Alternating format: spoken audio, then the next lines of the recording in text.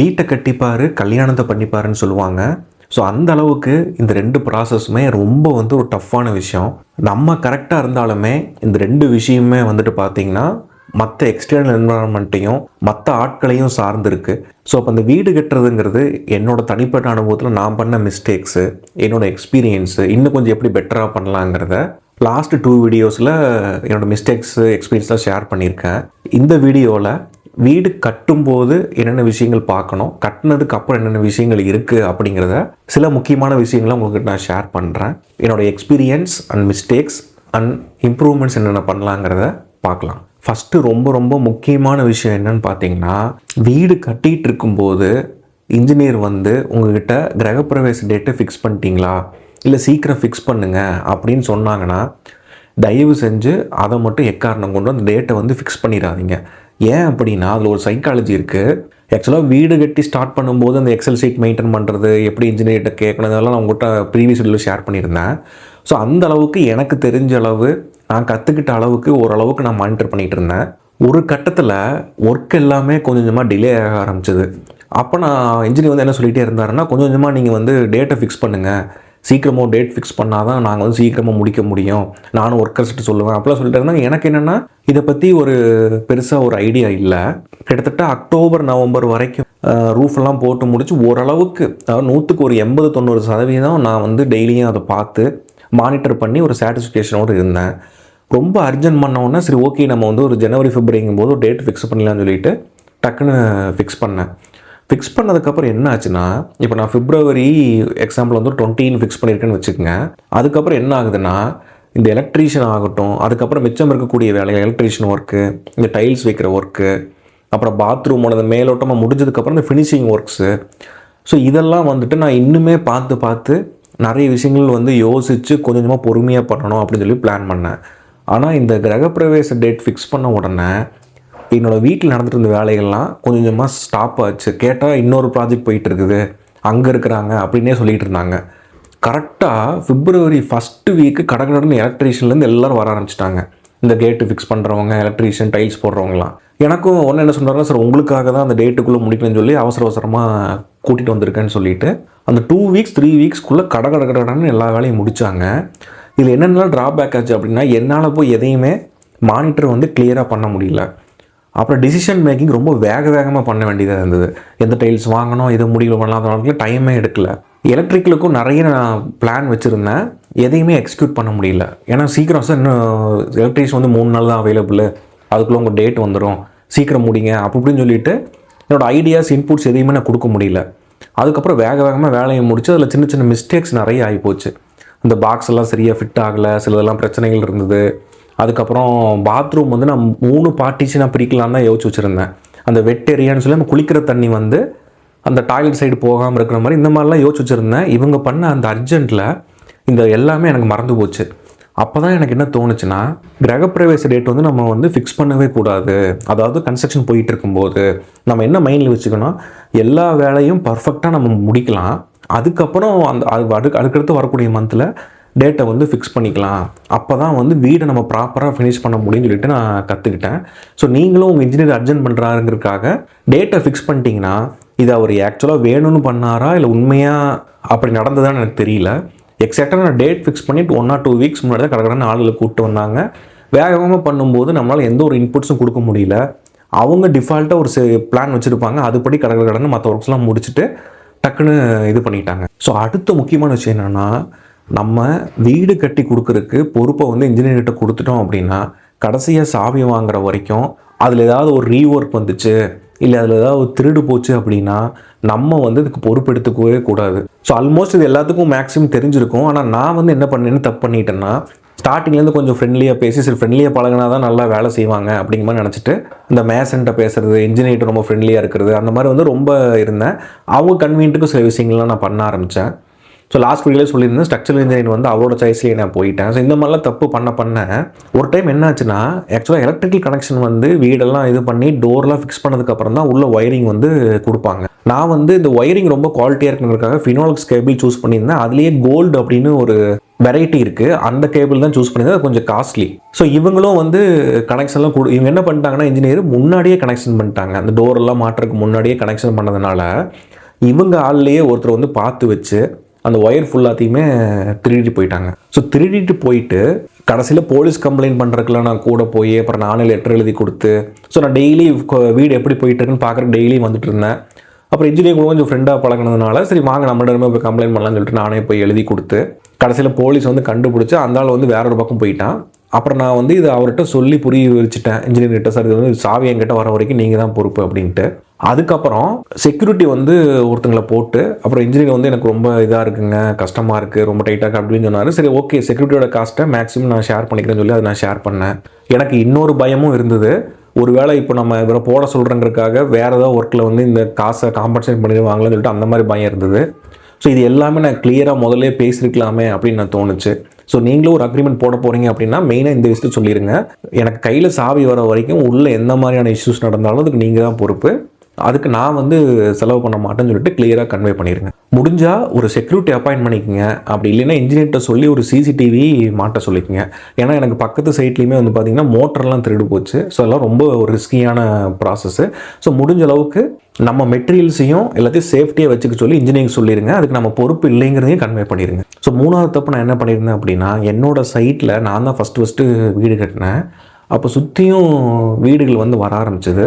ஒருவேளை நீங்கள் compound wall வந்து கட்டுற மாதிரி இருந்தது அப்படின்னா, பக்கத்தில் ஓனர்ஸ் வந்து வாங்கிட்டாங்க இல்லை அவங்கள பார்க்க சான்ஸ் கிடச்சிது அப்படின்னா, அவங்க ஏதாவது வீடு கட்டுற ஐடியாவில் இருக்காங்களா அப்படின்னு கேட்டுட்டு அவங்க கட்டுற மாதிரி இருந்ததுன்னா நீங்கள் டெம்பரவரியாக ஒரு ஷீட்டோ இல்லை ஒரு சின்னதாக ஒரு வேலி மாதிரி ஏதாவது ஒரு டெம்பரவரியாக ரொம்ப காசு செலவு பண்ணி பண்ணாமல் டெம்பரவரியாக நீங்கள் பிளாக் பண்ணி வச்சுக்கோங்க. அந்த காம்பவுண்ட் வால் மாதிரி கொஞ்சம் பிளாக் பண்ணி ரொம்ப காஸ்ட் ரொம்ப கம்மியாக போட்டு கூட நீங்கள் பண்ணி வச்சுக்கலாம்.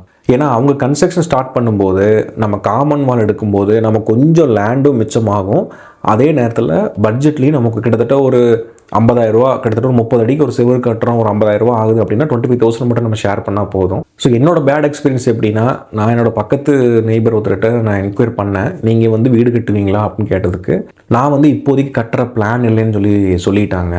ஸோ அதனால் வந்து என்ன பண்ணிட்டேன், அவசரப்பட்டு கடகடன்னு சுற்றியும் காம்பவுண்ட் வால் இந்த சைடு ஃபுல்லாக கட்டிட்டேன். கடைசியில் பார்த்தா நான் காம்பவுண்ட் வால்லாம் கட்டி முடித்தோடனே ஒரு 2 months கழிச்சு கன்ஸ்ட்ரக்ஷன் வேலையை ஸ்டார்ட் பண்ணிட்டாங்க. அப்போ நான் போய் கேட்டேன், நீங்கள் சொல்லியிருந்தால் நம்ம காம்பவுண்ட் வால் எடுத்துருக்கலாம்ல அப்படின்னா, இல்லை நான் திடீர்னு முடிவு மாற்றிட்டேன் அப்படி இப்படின்னு சொல்லிட்டு மழுப்பிட்டாங்க. ஸோ முடிஞ்ச அளவுக்கு உங்களை சுற்றி எம்டி லேண்ட் இருக்குது அப்படின்னா ஒரு மினிமம் காஸ்ட்டில் டெம்பரரியாக அது வந்து மறைக்கிறதுக்கு இன்ஜினியர்கிட்ட ஐடியாஸ் கேட்டு காம்பவுண்ட் வால் மாதிரி ஃபிக்ஸ் பண்ணிக்கோங்க. எப்போ உங்களுக்கு கன்ஸ்ட்ரக்ஷன் நடக்குதோ முடிஞ்ச அளவு காம்பவுண்ட் வாலுக்குள்ளே போயிட்டிங்கன்னா உங்களுக்கு காஸ்ட்டும் மிச்சமாகும். காமனாக கட்டும்போது 2 பேரோட லேண்ட்லேயும் கொஞ்சம் கொஞ்சம் எடுத்து கட்டும்போது உங்களுக்கு ஓரளவுக்கு லேண்ட் ஸ்பேஸும் கொஞ்சம் கிடைக்கும். ஸோ அடுத்த மிஸ்டேக் எனக்கு என்ன ஆச்சு அப்படின்னா, அது மிஸ்டேக்னு சொல்ல முடியாது, ஏன்னா எனக்கு அதை பற்றி தெரியாது. இந்த நல்ல தண்ணி கனெக்ஷன் உங்கள் வீட்டில் இருக்குது, அப்புறம் போர் கனெக்ஷன் இருக்குது அப்படின்னா 2 செப்பரேட் டேங்காக நீங்கள் வச்சுக்கோங்க. அந்த சின்டெக்ஸ் டேங்க்ஸ் நம்ம வெட்டும்போது ஒரு 1000 லிட்டரோ 2000 லிட்டரோ ஒன்று வந்து நல்ல தண்ணிக்கும், இன்னொரு டேங்க் வந்துட்டு உப்பு தண்ணிக்கும் வச்சுக்கோங்க. டேரெக்டாக போர் போட்டால் அங்கே அதில் போய் ஃபில் ஆகிற மாதிரி. ஸோ நல்ல தண்ணியிலேருந்து வரதை குளிக்கிறதுக்கும் சமையல் ரூமுக்கும் நம்ம யூஸ் பண்ணிக்கலாம். ஸோ இந்த உப்பு தண்ணியை வந்து வேறு அந்த டாய்லெட் பர்பஸ் இல்லை அந்த க்ளீன் பண்ணுறது வந்து வெளியில் வர்ற தண்ணி அந்த மாதிரிலாம் யூஸ் பண்ணிக்கலாம் நம்ம. ஸோ எனக்கு கிடைச்ச பேட் எக்ஸ்பீரியன்ஸ்னால் இதை பற்றி எதுவுமே என்கிட்ட சொல்லலை. நான் சொன்ன மாதிரி அந்த டேட்டை ஃபிக்ஸ் பண்ணிவிட்டு வேகமாக பண்ணும்போது ஒரே ஒரு டேங்கை மாட்டி கரெக்டாக பண்ணிட்டாங்க. இப்போ நாங்கள் நல்ல தண்ணினாலும் சரி உப்பு தண்ணினாலும் சரி அதில் தான் ஃபில் பண்ணிகிட்டு இருக்கோம். Sometimes 2 mix ஆகிக்குது. ஸோ இந்த விஷயம் முதலே தெரிஞ்சிருந்தால் நானும் கொஞ்சம் செப்பரேட்டாக டேங்க் வந்து யூஸ் பண்ணியிருப்பேன். ஸோ அதுக்கப்புறம் அந்த ட்ரைனேஜ் உங்களோட தண்ணி வெளியில் போகிற இடமாகட்டும், கிச்சன்லேருந்து சிங்க்லேருந்து வெளியில் போகிற இடமாகட்டும், இது எல்லாத்தையுமே முடிஞ்ச அளவுக்கு பெரிய சைஸில் வச்சுக்கோங்க. ஸோ இன்ஜினியர்ஸ் ஆகட்டும் பிளம்பர் ஆகட்டும் முடிஞ்ச அளவுக்கு காஸ்ட் கட்டிங்காக சின்ன சைஸ் இதை ஒரு 4 இன்ச்சு அதோட ரொம்ப சின்னதான மாட்டி விட்டுருவாங்க. நீங்கள் எவ்வளோக்கெவ்வளோ பெருசாக போடுறீங்களோ அவ்வளோக்கெவ்வளோ சீக்கிரம் வந்து அந்த உள்ளுக்குள்ளே வந்து அடப்பு வந்து வராது. அதே மாதிரி ரொம்ப ஒரு ப்ராப்பராக கட்டுறவங்க வந்து பார்த்தீங்கன்னா உங்களுக்கு எலக்ட்ரிக்கல் டயக்ராம் வந்து அவங்களே வந்து போட்டு டிசைன் பண்ணி சாஃப்ட் காப்பி ப்ளஸ் ஹார்ட் காப்பியும் கொடுத்துருவாங்க. ஸோ இவருக்கு வந்து அதெல்லாம் பண்ண தெரியல அப்படிங்கிறனால என்னென்னா நான் வந்து ஃபோர்ஸ் பண்ணி நீங்கள் கையிலையாவது வரைஞ்சி கொடுங்கன்னு சொல்லி வாங்கினேன். ஸோ நீங்கள் வந்து வீடு கட்டும்போது கம்பல்சரியாக எலக்ட்ரிக்கல் டயக்ராம் எங்கெங்கெல்லாம் வந்து மெயின் லைன் பிரியுது, எத்தனை சுவிட்ச் போர்டு போகுது, எங்கே வந்து ஜங்ஷன் பாக்ஸ் இருக்குது, இதெல்லாம் தெரிஞ்சு வச்சுக்கோங்க. நாளைக்கு நீங்கள் ஒரு அப்ளைன்ஸ் மாட்டுறீங்க இல்லை ஒரு ஃபோட்டோ மாட்டுறீங்க அப்படின்னா ஸோ நீங்கள் ஆணி அடிக்கிற இடத்துலையோ இல்லை ஒரு இடத்துல ஏதாவது நீங்கள் ரீடச் பண்ணுறீங்க ரீஒர்க் பண்ணும்போது அங்கே வந்து எலக்ட்ரிக்கல் ஒயர் போயிட்டு இருக்காங்கிறது உங்களுக்கு கண்டிப்பாக தெரிஞ்சிருக்கணும். இன்கேஸ் இது டேமேஜ் ஆயிடுச்சு அப்படின்னா அது திரும்ப எல்லாம் மாற்றுறதுங்கிறது ரொம்ப ரிஸ்க்கான வேலையாக இருக்கும். அதுக்கப்புறம் நான் ஃபஸ்ட்டே சொல்லியிருந்தேன், ஃபஸ்ட்டு 50% வந்து முடிஞ்ச அளவுக்கு கொஞ்சம் ஸ்கொயர் ஃபீட்குள்ளே வேலை போயிடும், நமக்கு பெருசாக செலவு இருக்காது. அடுத்த செகண்ட் 50% நிறைய செலவு வைக்கிற மாதிரி இருக்கும். இந்த டைல்ஸ் ஆகட்டும், செராமிக் ஐட்டம்ஸ் ஆகட்டும், ஸோ இதெல்லாம் முடிஞ்ச அளவுக்கு நீங்கள் இந்த அப்பீரியன்ஸ் பேஸ் பண்ணாமல் குவாலிட்டி பேஸ் பண்ணி காஸ்ட் எஃபெக்டிவாக வாங்கிக்கிறது உங்களோட சேஃப்டி. நம்ம முதலையே பிளான் பண்ண அளவுக்கே வாங்கிக்கோங்க. இந்த டைம் கடைசி நேரத்தில் போயிட்டு அந்த டைல் வாங்கலாமா இந்த டைல் வாங்கலாமா கொஞ்சம் காஸ்ட்லியாக போகலான்னு சொல்லிட்டு ரொம்ப எக்ஸ்பென்ஸ் வந்து அதிகமாக இருக்க வாய்ப்பு இருக்குது. ஸோ இப்போ உங்ககிட்ட பணம் வந்து ஒரு பெரிய பிரச்சனை இல்லைன்னா நீங்கள் தாராளமாக எவ்வளோ வேணாலும் ஸ்பெண்ட் பண்ணலாம். ஆனால் பணம் வந்து உங்களுக்கு பிரச்சனையாக இருக்கிற சமயத்தில் இந்த அப்பீரன்ஸ் சம்மந்தப்பட்ட விஷயங்களை முடிஞ்ச அளவுக்கு ரெடியூஸ் பண்ணிக்கிட்டு குவாலிட்டியை ஃபோக்கஸ் பண்ணுறது ரொம்ப யூஸ்ஃபுல்லாக இருக்கும். அதே மாதிரி வீட்டுக்குள்ளே பட்டி பார்த்துருங்க, வெளியிலையும் முடிஞ்சால் பட்டி பார்த்துருங்க. ஸோ நான் வந்து வீட்டுக்குள்ளே தான் பார்த்துருந்து வெளியில் பார்க்கல. அதுக்கப்புறம் ஒரு ஃபஸ்ட்டு 3 to 5 இயர்ஸ் வந்து நீங்கள் புது பில்டிங்னா அந்த கிராக்ஸ் எல்லாம் ஃபார்ம் ஆகும். ஸோ அது வரைக்கும் நீங்கள் கொஞ்சம் பெயிண்டிங்லாம் ரொம்ப ஹெவியாக பண்ணாமல் கேப் விட்டுருங்க. அதுக்கப்புறம் கம்பல்சரியாக நீங்கள் வீட்டுக்குள்ளே பெயிண்ட் மாற்றுறீங்களோ இல்லை வெளியே புட்டி யூஸ் பண்ணுறீங்களோ இல்லையோ, மாடிக்கு வந்து என்ன பண்ணுங்கன்னா மழை படுறது, வெயில் இந்த மாதிரி பிரச்சனைகள்லாம் கிராக்ஸ் வந்து விழ ஆரம்பிக்கும். அந்த கிராக்ஸ்குள்ளே கொஞ்சம் கொஞ்சமாக என்ன ஆகுன்னா சுட்டாக ரொம்ப மைன்யூட்டாக தண்ணி வந்து இறங்க ஆரம்பிச்சிது அப்படின்னா, நம்ம எவ்வளோ தான் கெட்டியாக ரூஃப் கான்க்ரீட் போட்டிருந்தாலும் அது உள்ளே இருக்கக்கூடிய அந்த கம்பிகள்லாம் இருக்கும், அந்த கம்பிகள்லாம் ரஸ்ட் ஆக ஆரம்பிச்சதுன்னா அந்த ஓதம்னு சொல்லி தண்ணி வீட்டுக்குள்ளே இறங்க ஆரம்பிச்சிடுது. நிறைய வீடுகளில் இந்த பிரச்சனை வரும். ஸோ நம்ம முடிஞ்ச அளவுக்கு நான் வந்து இதெல்லாம் பார்த்து ரொம்ப ஹெவியாக தான் கான்க்ரீட்லாம் போட்டிருந்தேன். இருந்தாலும் 2 to 3 இயர்ஸ் கழிச்சுட்டு அந்த டேம்ப் ப்ரூஃப்னு ஒரு பெயிண்ட் இருக்குது, ஏசின் பெயிண்டில் இருக்குது, இந்த மாதிரி நிறைய இடத்துல இருக்குது. ஸோ இந்த மாதிரி இந்த தண்ணி இறங்காமல் இருக்கிறதுக்கு, மாடியை ப்ரொடெக்ட் பண்ணுறதுக்கு ஏதாவது ஒரு மெஷர்ஸ் கண்டிப்பாக எடுத்துருங்க. ஸோ அடுத்த மிஸ்டேக் வந்துட்டு, இது ஆக்சுவலாக நான் மிஸ்டேக் பண்ணலை, என் பக்கத்து சைட்டில் வந்து ஒரு மிஸ்டேக் ஆச்சு. என்ன அப்படின்னா, மோட்டர் வந்து யூஸ் பண்ணும்போது ஸ்டார்டிங்கில் நமக்கு என்ன ஆகும்னா பட்ஜெட் ஃப்ரெண்ட்லியாக லோக்கல் மோட்டர் இருக்குது, இந்த ஒயரிங்கு எல்லாமே சேர்ந்து ரொம்ப சீப்பாக ஒரு 30,000 50,000 நம்ம பண்ணிடலாம்னு சொல்லுவாங்க. ஸோ அந்த ஆஃபரை நீங்கள் சூஸ் பண்ணாதீங்க. முடிஞ்ச அளவுக்கு பிராண்டட் மோட்டர்ஸே போடுங்க. ஸோ நான் போட்டு கிட்டத்தட்ட 3-4 வருஷம் ஆச்சு. இது வரைக்கும் ஒரு பெரிய இஷ்யூஸ் எதுவுமே வரல, ப்ராப்பராக ரன் ஆகிட்டு இருக்கு. ஸோ நியர்பை சைட்ஸ் எல்லாம் லோக்கல் மோட்டர் போட்டிருந்தாங்க இன்ஜினியரோட சாய்ஸில். அது எல்லாத்துலேயுமே ஃப்ரீக்வெண்ட்டாக ப்ராப்ளம் வந்துட்டு இருக்கு. அடிக்கடி ரிப்பேர் ஆகுது, தனியாக ஆள் கூப்பிட்றது, வண்டி கூப்பிட்டு வந்து ஃபில் பண்ணுறது, ஸோ இந்த மாதிரி பல பிரச்சனை போயிட்டுருக்கு. ஸோ முடிஞ்ச அளவுக்கு இதெல்லாம் ரொம்ப நம்ம ஒன்ஸ் போட்டால் லைஃப் டைம் யூஸ் பண்ணுறது, எவ்வளோ காஸ்ட்லியாக நம்ம இன்வெஸ்ட் பண்ண முடியுமோ அந்த ஒரு குவாலிட்டியாக வாங்கி யூஸ் பண்ண. ஸோ அதே மாதிரி உங்களால் அந்த நம்ம வீடு கட்டும்போதே சில எக்ஸ்பென்ஸ்லாம் நமக்கு இருக்கும், சின்ன சின்ன எக்ஸ்பென்ஸு. இப்போ வந்து சோலார் வாட்டருக்கு வந்து நான் மேலே ஹீட்டர் வச்சுருக்கேன். ஸோ அதுவுமே நான் வீடு கட்டும்போதே எக்ஸ்பென்ஸ் பண்ணிக்கிட்டேன். ஒரு 25,000 கிட்ட வந்துச்சு.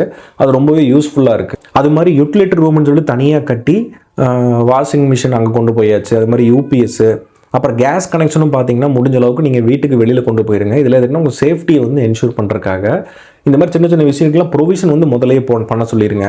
இன்கேஸ் சிசிடிவி மாட்டுறீங்க இல்லை ஹீட்டர் வைக்க போகிறீங்க, எல்லாத்துக்குமே ப்ரொவிஷன் கொடுக்க சொல்லிடுங்க. ஏசிக்குமே ப்ரொவிஷன், எல்லாத்துக்கும் ப்ரொவிஷன் கொடுக்க சொல்லிடுங்க. நீங்கள் இப்போ இப்போதைக்கு சுச்சுவேஷனுக்கு நம்ம எங்கே யூஸ் பண்ண போகிறோன்னு சொல்லிட்டு அவாய்ட் பண்ண வேண்டாம். ஸோ இவங்க கன்ஸ்ட்ரக்ஷன் பண்ணும்போது பண்ணிட்டாங்கன்னா வெளியில் தெரியாத அளவுக்கு நம்ம ஒயர்ஸ் கனெக்ஷன்லாம் கொடுத்துட்டோம்னா பார்க்குறதுக்கு ரொம்ப நீட்டாக இருக்கும். ஸோ அதுக்கப்புறம் நம்ம எலக்ட்ரிக்கல் ஒர்க்லாம் முடிஞ்சதுக்கப்புறம் அந்த கிரவுண்ட்னு சொல்லுவாங்க, இந்த கெமிக்கல் ஆர்கானிக் எர்த்துன்னு சொல்லிட்டு இந்த ஷாக் அடிக்காமல் இருக்குது, சின்ன சின்ன எர்த் அடிக்காமல் இருக்கிறதுக்கு என்ன பண்ணுவாங்கன்னா, அது வந்து இப்போ நிறைய வீடுகள் அது பண்ணுறது இல்லை. சில டைம் இன்ஜினியர்ஸே அதை பண்ணிடுவாங்க. நான் வந்து ஓரளவுக்கு தெரிஞ்சதுனால அவங்ககிட்ட கேட்டுட்டேன், எனக்கு பண்ணி கொடுங்க அப்படின்னா. இந்த கெமிக்கல் எர்த்துன்னு சொல்லிட்டு அது தனியாக காசு கொடுத்து வாங்கிட்டு வந்து ஒரு சின்னதாக டிக் பண்ணி அதை பண்ணி கொடுத்தாங்க. இது ஓரளவுக்கு கொஞ்சம் ஷார்ட் ஆகிறது அதெல்லாம் கொஞ்சம் அவாய்ட் பண்ண சொல்லிட்டு அது ஒரு சப்போர்ட்டாக இருக்கும். ஸோ கண்டிப்பாக அது நீங்களும் பண்ணிடுங்க. ஸோ அடுத்து நீங்கள் மேலே ஏதாவது ஃபஸ்ட் ஃப்ளோர் ஏதாவது கன்ஸ்ட்ரக்ஷன் பண்ணணும், சின்னதாக ஒரு ரூம் கட்டி சின்னதாக ஒரு அட்டாச்சு பாத்ரூம் ஒன்று வைக்க போகிறீங்க, இல்லை நான் வீடு கட்டி ஒரு 3-6 மந்த்துக்குள்ளே போகிறோம், இல்லை 2 இயர்ஸ்க்கு அப்புறம் பண்ணலான்ட்டு இருக்கேன் அப்படின்னு இருந்தால் முடிஞ்ச அளவுக்கு கட்டும்போதே அதை பண்ணிடுங்க. ஏன்னா அதுக்கப்புறம் நம்ம என்ன தான் நினச்சாலும் இந்த கன்ஸ்ட்ரக்ஷன் சைடு நம்ம போகிறக்கு இமீடியட்டாக முடியாது. லோன் கமிட்மெண்ட் இது எல்லாமே, இஎம்ஐ எல்லாமே கரெக்டாக இருக்கும். சின்ன சின்ன கன்ஸ்ட்ரக்ஷன் ஏதாவது பண்ண வேண்டி இருக்கிறதுனா அது ஃபஸ்ட்டே இந்த வீடு கட்டும்போது இன்னும் கொஞ்சம் எக்ஸ்ட்ரா மணி இருந்ததுன்னா போட்டு இமீடியட்டாக அதையும் பண்ணிடுங்க. கூலி எல்லாமே வந்து எவ்ரி இயர் ஏறிட்டே தான் இருக்குது. ஸோ நம்ம அந்த டைம்லேயே பண்ணுற ஒரே ஸ்ட்ரெச்சாகவே பண்ணிடுறது ரொம்ப யூஸ்ஃபுல்லாக இருக்கும் உங்களுக்கு. ஓகே, என்னோடய லாஸ்ட் பாயிண்ட்டு, ஃபைனல் எக்ஸ்பீரியன்ஸ் என்னென்னா, நீங்கள் வந்து கடைசியாக அந்த இபி கனெக்ஷன் கொடுக்குறது, ஒயர் குவாலிட்டியான ஒயர் வாங்க, இதெல்லாம் முடிஞ்ச அளவுக்கு அந்த வீடு கட்டும்போதே அந்த எலக்ட்ரீஷியன் இவங்களை வச்சு மேக்ஸிமம் என்னென்ன ஒர்க்ஸ் வாங்க முடியுமோ எல்லாமே வாங்கிக்கோங்க.